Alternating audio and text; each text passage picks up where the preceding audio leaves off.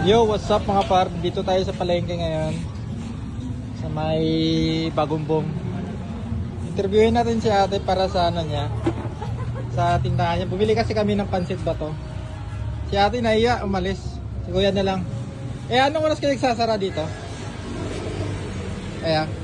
Anong oras kayo nagsasara? Hindi niya alam kung anong oras nagsasara. Kaya yun.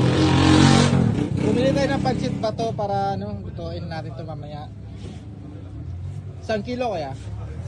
Okay, 1 kilo. Yun. Daming mangga. Ang dami pala, no? Dami na yung 1 kilo.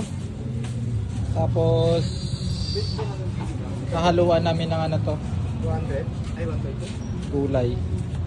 Santos. Bili ng saging yung pinsan ko. Bali, ano na siya? Pleto na. Pino.